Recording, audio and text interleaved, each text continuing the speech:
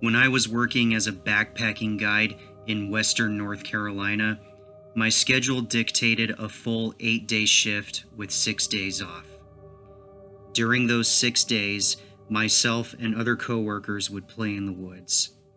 In the summer, you can't beat a mountain swimming hole. One of our favorites was called Paradise Falls, or alternatively called Wolf Creek Falls. This is a cliff jumping spot with a huge swimming area, a tiny slot canyon, and an inner pool. Most will venture to do the small jump into the inner pool. Even though it's the smallest jump, it's arguably the least accessible.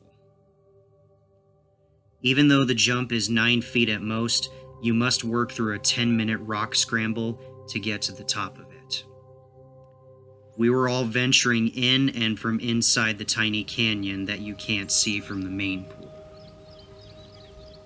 Well, we got to the jump and coaxed the first person off, a fellow guide who had never been to the spot before.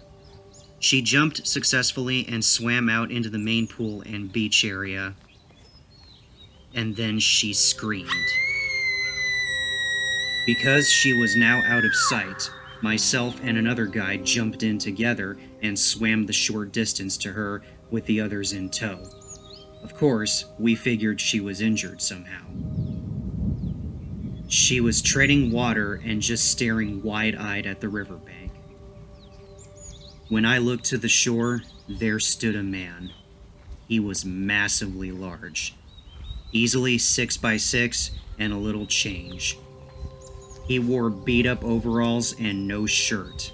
There didn't appear to be a single bit of hair on him.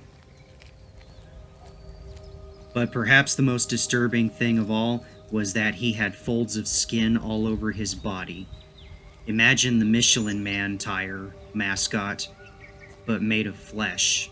His face, his arms, his chest, everything had a uniform layer of shingled fat rolls.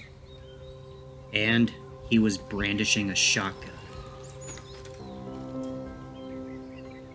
Now, the area around Wolf Creek is just holler after holler, but there are a few residences, and those few have been there for generations, propagated by the same families.